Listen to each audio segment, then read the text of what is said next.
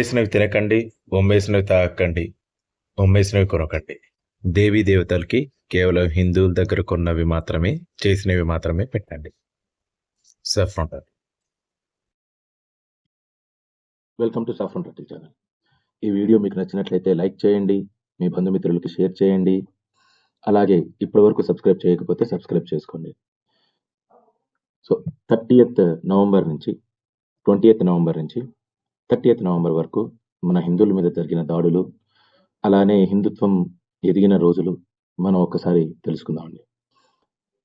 Jamia Millia university వాళ్ళు అక్కడ జరిగిన ఒక రిపోర్ట్లో, ఒక ఇన్వెస్టిగేషన్ ఆధారంగా 65 పేజీల రిపోర్ట్లో వాళ్ళు నాన్ ముస్లిమ్స్ కాని వాళ్ళు, అంటే హిందువులు, వాళ్ళ మీద బయాస్ ఉంది, ఆ తర్వాత ఫోర్స్డ్ కన్వర్షన్స్ చేపిస్తున్నారని ఒక రిపోర్ట్ రాశారు.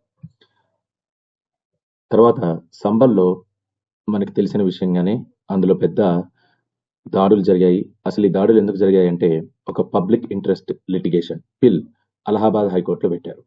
దానికి స్పెషల్ ఇన్వెస్టిగేషన్ టీం వచ్చి అందులో ఇన్వాల్వ్ అయిన అఫీషియల్స్ ని 3 డైరెక్షన్స్ లో ముస్లింలందరూ చేరి అక్కడ వాళ్ళు రాళ్లతోటి రువ్వి కొంతమందిని గాయపరిచారు.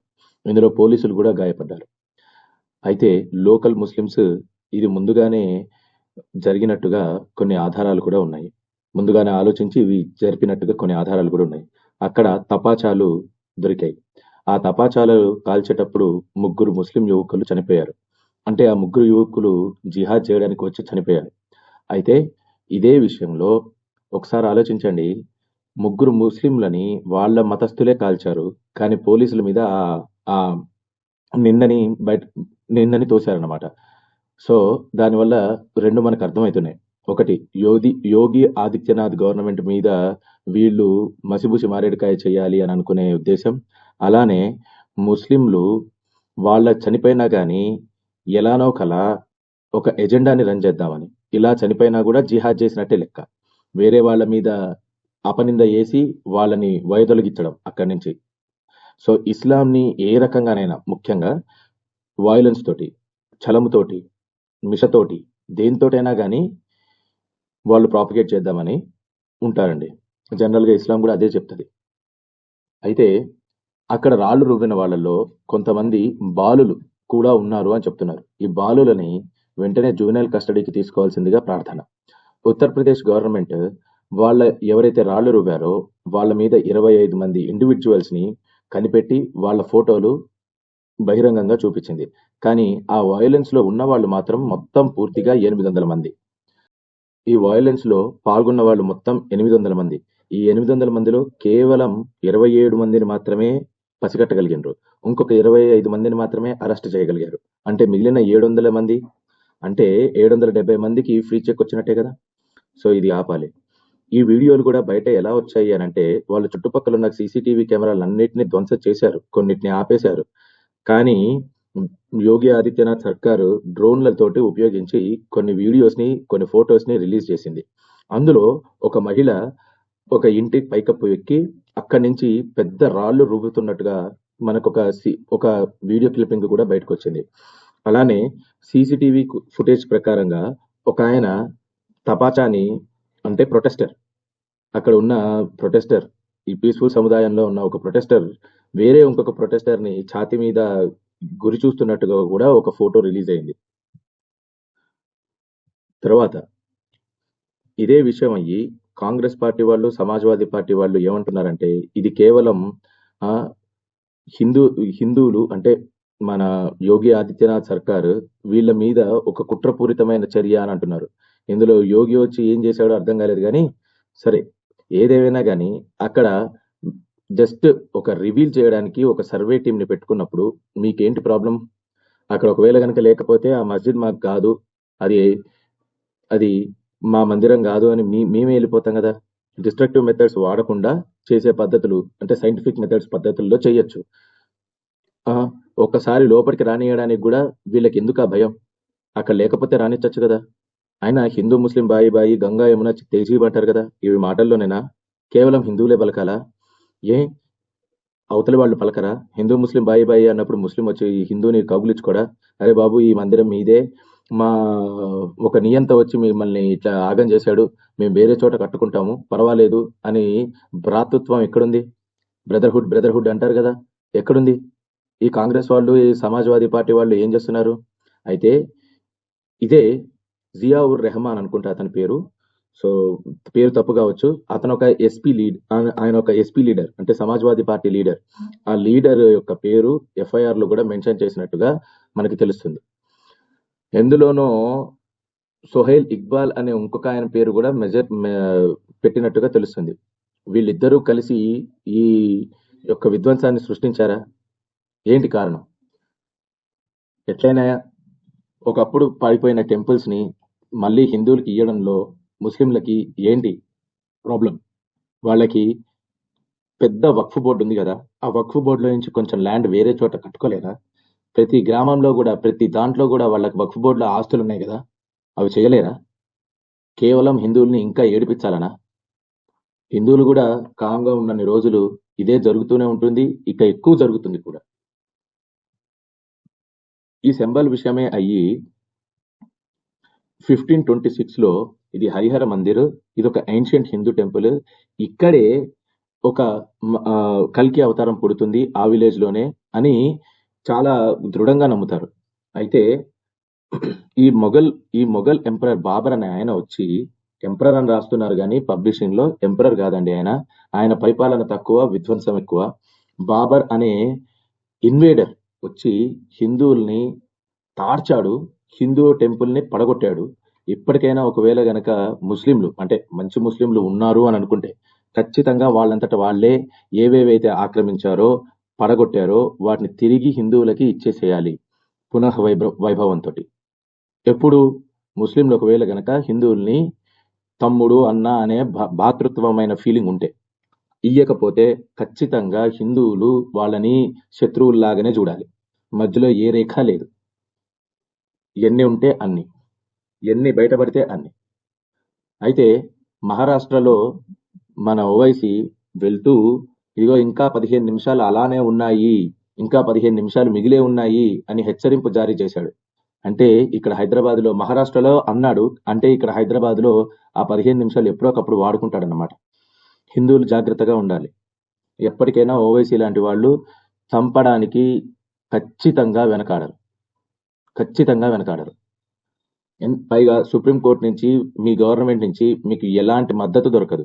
ఎందుకనంటే ఈ 15 నిమిషాలు చాలు, మమ్మల్ని వదిలేండి, పోలీసులు లేకపోతే ఏం చేస్తామో చూడండి అని అన్నా కూడా సుప్రీంకోర్టు ఆ ఎవిడెన్స్ చెల్లదు అని చెప్పి పంపించేసింది.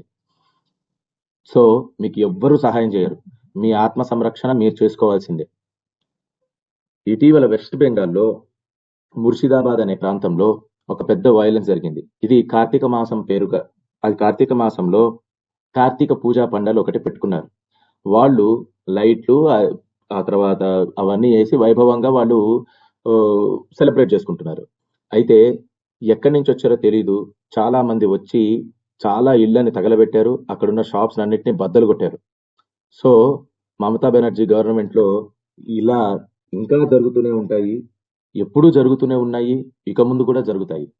మీరు ఏకీకృతమయ్యి ఈ మమతా బెనర్జీని కిందకి తొయ్యకుంటే, మీ అంతట మీరు ఒక ప్రో హిందూ పార్టీని మీరు ఎస్టాబ్లిష్ చేసుకోకపోతే, అక్కడ ఉన్న హిందువులు ఇవాళ కాకపోతే రేపు, రేపు కాకపోతే ఎల్లుండి అంతరించిపోతారు. వెస్ట్ బెంగాల్ కూడా బంగ్లాదేశ్ లాగా తయారు చేయడానికి అహర్నిశలు మన తాటకి ప్రయత్నిస్తూనే ఉంది. సో మీరు జాగ్రత్తగా ఉండాలి. ఇక్కడ తెలంగాణ ప్రభుత్వంలో ఉన్న హిందువులు కూడా జాగ్రత్తగా ఉండాలి. ఇదే విధంగా మన మమతా బెనర్జీ ఇదే విషయంలో ముస్లింలకి హేతువుగా పలుకుతూ, వక్ఫ్ బోర్డ్ అనేది నేను ఖచ్చితంగా ఆహ్వానించను, ఇదొక కంటెన్షియస్ బిల్లు, ఇదొక చాలా ముస్లింల పవర్స్ అన్నిటిని తీసేసే బిల్లు. ముస్లింలకు మాత్రమే పవర్ ఎందుకు ఉండాలండి, హిందువులకు ఉండకూడదా? హిందువులకు కూడా వక్ఫ్ లాంటి బిల్లు ఒకటి మాకు కూడా పాస్ చేయండి, అప్పుడు సెక్యులరిజం అని ఒప్పుకుంటాం. కొంతమందికి మాత్రమేనా ఈ బిల్లు? వేరే వాళ్ళకి ఉండకూడదా? వేరే మతాలు కావా? అలానే ఇదే వెస్ట్ బెంగాల్లో ఆమె మాట్లాడింది కదా ఎన్నిసార్లు, కానీ హనుమంతుడి టెంపుల్ ని ఇరగ్గొట్టేశారండి. అక్కడ హనుమంతుడి టెంపుల్ ఉంటే దాన్ని వ్యాండలైజ్ చేసి బీర్భూమ్ అనే జిల్లాలో ఇరగ్గొట్టేసేసి బయటపడేశారు. This is very bad. ఆ వీడియో కూడా ఒకటి బయటకు వచ్చిందండి. ఈ నెపమయ్యి రేవంత్ రెడ్డి ఏమంటున్నాడు చూడండి. మహారాష్ట్ర ఎలక్షన్లలో 4% రిజర్వేషన్ ముస్లింలకు ఇస్తాము అని అంటున్నాడు. తెలంగాణలో 4% రిజర్వేషన్ ని 5% చేశాడు. ఎందుకు 50% చేయకపోయావా రెహమాన్ రెడ్డి? కాంగ్రెస్ ప్రభుత్వం ఈ ఒక్క 50% తోటి ఆగదండి. ఇక్కడ ఉండే హిందువులు అందరూ చనిపోయేంత వరకు కూడా వాళ్ళకి రిజర్వేషన్ ఇస్తూనే ఉంటారు, హిందువుల్ని చంపేస్తూనే ఉంటారు. 50% తోటి ఆగదు. ఇక్కడ 100% కావాలంటారు. రేవంత్ రెడ్డి తర్వాత రెహమాన్ రెడ్డిగా పేరు మార్చుకోవడానికి ఏ రకమైన సంశయము లేదండి. ఖచ్చితంగా మార్చుకుంటాడు. ఇటీవల బంగ్లాదేశ్ లో ఒక హిందూ మంక్, ఆయన పేరు చిన్మయ్ కృష్ణదాస్, ఆయన ఇస్కాన్ లో ఆయన వీపీగా పనిచేసిన రోజులు కొన్ని ఉన్నాయి. అప్పుడు ఇస్కాన్ బంగ్లాదేశ్ వాళ్ళు ఈ హిందూ మంక్ ని ఆయన వెలివేశారు. మేము ఆయన్ని 9 నెలల క్రితమే మేము ఆయన్ని వదిలించుకున్నాము అనే పేరు తీసుకొని వచ్చుకున్నారు. బంగ్లాదేశ్ లో హిందువులు నడిపించే ఇస్కాన్ టెంపుల్స్ ని వాళ్ళు టెర్రరిస్ట్ ఆర్గనైజేషన్ గా పేర్కొంటున్నారు, యాంటీ నేషనల్ ఆర్గనైజేషన్ గా పేర్కొంటున్నారు. అందుకనే ఇస్కాన్ వాళ్ళు ఎవరికి తిండి పెట్టాలో వాళ్ళకి తిండి పెట్టాలి. ఫ్లడ్స్ వచ్చినప్పుడు వచ్చినప్పుడు అన్ని రకాలుగా సాయం చేశారు కదా, మీ కృతజ్ఞతని ఇలా తీర్చుకుంటున్నారు వాళ్ళు. ఆ తర్వాత ఇస్కాన్ వాళ్ళు, బంగ్లాదేశ్ లో ఉన్న ఇస్కాన్ వాళ్ళు వాళ్ళ పూజారులకు ఏం చెప్తున్నారంటే, మీరు హిందువుల్లాగా బయట కనిపించి తిరక్కండి, మీ మీద డెత్ థ్రెట్స్ ఉన్నాయి, మిమ్మల్ని చంపడానికి చూస్తున్నారు అని అంటున్నాడు. ఇస్కాన్ వాళ్ళకి సందేశాలు జారీ చేశారు. ఇండియన్ గవర్నమెంట్ బంగ్లాదేశ్ లో ఉన్న మైనారిటీలకి సహాయం చేయమని చాలా తూతూ మంత్రంగా చెప్పి వదిలేసింది అంతవరకే. దాని మీద ఏదైనా యాక్షన్ తీసుకోవడం అనేది ఏదీ లేదు. బంగ్లాదేశీ గవర్నమెంట్ మాత్రం రెస్పాండ్ అయింది, ఘాటుగానే రెస్పాండ్ అయింది. ఇండియన్ గవర్నమెంట్ ఎంఈఏ ఏమంటున్నాడు, minister of external affairs Jaishankar గారు ఏమంటున్నారు, మీరు మైనారిటీస్ ని సరిగ్గా చూసుకోవట్లేదు, మైనారిటీస్ ని సరిగ్గా చూసుకోండి అని అంటే బంగ్లాదేశ్ ఘాటుగా రిప్లై ఇచ్చింది. ఆల్మోస్ట్ నీ పని నువ్వు చూసుకోవా, నీకెందుకే, ఏం సంబంధమే నీకు అనేటట్టుగానే మాట్లాడింది. అట్లే మాట్లాడతారు కూడా. ముస్లింలు హిందువులకు ఎందుకు రెస్పెక్ట్ ఇస్తారండి? ఇయ్యరు. ముస్లింలు ఎప్పుడైనా కానీ వాళ్ళ మనసులో చంపాలి, వాడిని తిట్టుకోవాలి అని ఉంటది. కావాలంటే మీరే చదువుకోండి, కొంచెం చదువుకుంటే మీకు తెలుస్తుంది. అయితే బంగ్లాదేశ్ గవర్నమెంట్ ఏమని చెప్పింది, మీరు ఇట్లాంటి అన్ఫౌండెడ్ స్టేట్మెంట్స్ అంటే నిరూపితం కాని స్టేట్మెంట్స్ ని మీరు ప్రొవైడ్ చేయొద్దు, మేము అందరికి సిటిజన్స్ అందరికి రక్షణ ఇస్తాము అని అంటుంది. అంటే సిటిజన్స్ అంటే అక్కడ కేవలం ముస్లింలు మాత్రమే సిటిజన్స్. అది ఖురాన్ లో కూడా వాళ్ళు మాత్రమే మనుషులు, మిగిలిన వాళ్ళు మనుషుల కంటే తక్కువ, వాళ్ళని మనుషుల్లాగా చూడరు. ఆ తర్వాత ఈ రకంగా చిన్మయ్ దాస్ ని అరెస్ట్ చేసిన కారణంగా అక్కడ చాలా మంది ప్రొటెస్టర్స్ బయటకు వచ్చారు. ఆర్మీ వాళ్ళ చేత తన్నిచ్చారు. ఆర్మీ వాళ్ళ చేత గవర్నమెంట్ వాళ్ళు ఆ పీస్ఫుల్ ప్రొటెస్టర్స్ ని, హిందువుల్ని తన్నిచ్చారు. ఇలాంటి విషయం ఇంకో చోట ఎక్కడో జరిగింది, గుర్తుందా? ఇక్కడ ముత్యాలమ్మ టెంపుల్ ని పడగొట్టిన వాడి మీద గట్టి కక్షలు తీర్చుకోవాలి, గట్టి ఆంక్షలు విధించాలి అని అంటే విహెచ్పి వాళ్ళ మీద మన రెహమాన్ రెడ్డి కర్రలతో పోలీసుల చేత కొట్టించాడు. అంటే ఇండియాలో హైదరాబాద్ ఎప్పుడో పాకిస్తాన్ లాగా, బంగ్లాదేశ్ లాగా మారిపోతుందన్నమాట. అంటే మారిపోతుందా, ఇది రెహమాన్ రెడ్డియే చెప్పాలి. మీరు సలాంలు కొట్టింది చాలు, వీళ్ళకి రెహమాన్ రెడ్డికి సలాంలు కొట్టింది చాలు. నెక్స్ట్ సారి మీరు ఓట్లు వేసేటప్పుడు ఇది అడగండి, ఏం చేశావు, మా ముత్యాలమ్మ టెంపుల్ ని పడగొట్టిన వాడిని, ఆ విగ్రహాన్ని తన్నిన వాడిని, ఆ విగ్రహాన్ని భంగపరిచిన వాడిని, ఆ టెంపుల్ ని భంగపరిచిన వాడిని ఏం చేశావు? అలానే తెలంగాణలో ఇంకొక 4 టెంపుల్స్ కూడా ఇలానే ధ్వంసానికి గురైనాయి, అరాచకానికి గురైనాయి, వాళ్ళని ఏం చేశావు అని అడగండి. అంతేగాని కామ్గా కూర్చోడకండి. కాంగ్రెస్ లీడర్స్ ఎవరు వచ్చినా కానీ ఈ ప్రశ్న అడగండి. బాబు, మీరేదో మీ రిజర్వేషన్ల కోసం చూసుకుంటున్నారు కానీ మీకు రిజర్వేషన్ లేని దక్కవు. ఆల్రెడీ 4% నుంచి 5% తెలంగాణలో మార్చారు ముస్లింలకి రిజర్వేషన్ గా. ఇప్పుడు అంతకంటే ఎక్కువ రిజర్వేషన్ ఇస్తారు, 10%, 11% ఇస్తారు నెక్స్ట్ సారికి. ఆ తర్వాత ఒకవేళ వాళ్ళకి సరిపోలేదు అని అంటే డైరెక్ట్ గా 100కి 100% కేవలం ముస్లింలే ఉండాలి గవర్నమెంట్ ఆఫీసుల్లో. ఆ తర్వాత సుప్రీం కోర్టులో, హైకోర్టులో, ఆ తర్వాత మిగిలిన అన్ని కోర్టులలో కూడా ప్రభుత్వ ఉద్యోగాలు అన్ని ఇప్పటికిప్పుడు హిందువులు రాజీనామా చెయ్యాలి అనేది ఖచ్చితంగా మన రెహమాన్ రెడ్డి చెప్తాడు. 1% తోటే కదా ఇచ్చింది అని ఆగిపోద్దు. మిమ్మల్ని చంపడానికి రెహమాన్ రెడ్డి ఇంకొక ప్లాన్ కూడా వేస్తాడు పక్కాగా, మీరు కంగారు పడద్దు. ఇదే నిజం. మీరు నమ్మలేదా, ఆ తర్వాత మీ ఇష్టం. అలా అని బీజేపీకి ఓట్లు వేయాలని నేను అనట్లే.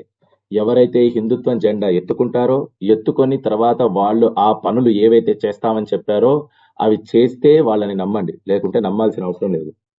సరే, ఇక బంగ్లాదేశ్ విషయానికే వస్తే, former east Pakistan, right, former east పాకిస్తాన్కి వస్తే వాళ్ళు ఏమంటున్నారు,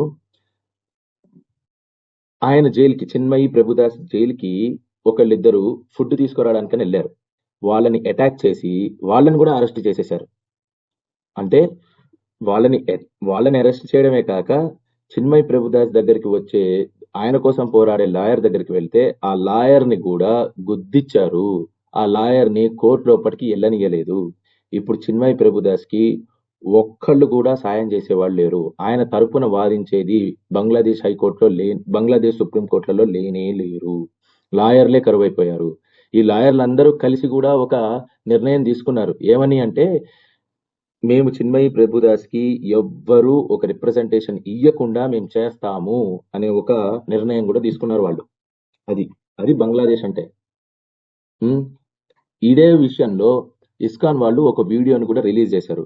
హిందూస్ టెంపుల్స్ ప్రతిరోజు 24 గంటలు అటాక్ కి గురవుతున్నాయి, హిందూ టెంపుల్స్, హిందూస్ అని ఇస్కాన్ వాళ్ళు ఒక వీడియోని రిలీజ్ చేశారు ట్విట్టర్లో.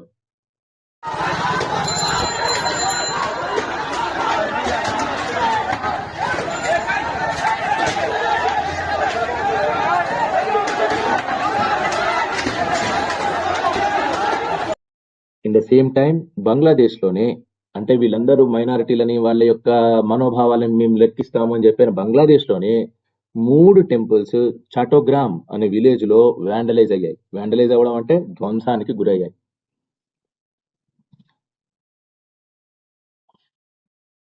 అలానే చివరిగా వెస్ట్ బెంగాల్లోనే ఒక హనుమంతుడి టెంపుల్ ని కూడా మమతా బెనర్జీ గవర్నమెంట్ హయాంలో కూల్చివేయబడింది. సో మీకు అర్థమవుతుందా హిందువులు, మీరు ఓట్లేసిన వాళ్ళు ఎంత ప్రమాదకరమైన మనుషులో? మీ జాతికి లాస్ట్. ఈ 5 సంవత్సరాల్లో మీరు ఏదో ఒక రకంగా మీరు ఏకీకృతం కాకపోతే, ఇంకొక 6వ సంవత్సరం నుంచి ఏ దేశానికి వెళ్తారో ముందే వీసాలు రెడీ చేసుకొని పెట్టుకోండి. మిమ్మల్ని ఇక్కడ బతకనిస్తారు ఆ తర్వాత అనే నమ్మకం అయితే లేదు. ఇంకొకటి, జనాభా మత సేకరణలో నాకు తెలిసినంతకైతే only 60% of the Indian population is Hindus. మిగిలిన వాళ్ళందరూ హిందూస్ కాదు. 40% of them are belonging to Abrahamic religions. ఈ 60% లో కూడా బౌద్ధులు ఉంటారు. అకార్డింగ్ టు కాన్స్టిట్యూషన్ బౌద్ధులు కూడా హిందువులే, తర్వాత జైనులు హిందువులే, తర్వాత సిక్కులు హిందువులే, మిగిలిన పార్సీలు హిందువులే. వీళ్ళందరినీ మైనారిటీగా గుర్తించలేదు. కేవలం అబ్రహమిక్ రిలీజియన్స్ ని మాత్రమే మైనారిటీగా గుర్తించింది. So your life as a Hindu is going to end soon. అలానే కనబడుతుంది ఇప్పుడు వార్తలు చదువుతుంటే. ఈ వీడియో మీకు నచ్చినట్లయితే, మీకు ఇన్ఫర్మేషన్ దొరికినట్లయితే ఈ వీడియోని తప్పక మీ వాళ్ళకి, బంధువర్గానికి షేర్ చేయండి, లైక్ చేయండి, కామెంట్ చేయండి. మీ ప్రతి ఒక్క కామెంట్ని నేను చదువుతాను. జై మా భారతి, వందే మాతరం, భారత్ మాతాకి జై, జై శ్రీరామ్, జై Hanuman. Saffron Turtle signing off.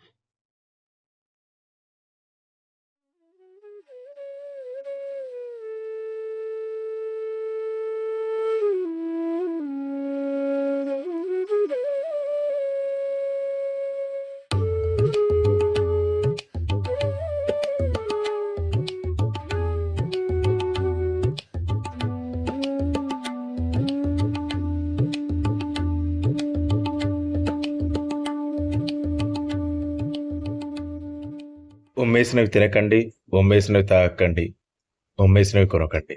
దేవీ దేవతలకి కేవలం హిందువుల దగ్గర కొన్నవి మాత్రమే, చేసినవి మాత్రమే పెట్టండి. Saffron Turtle.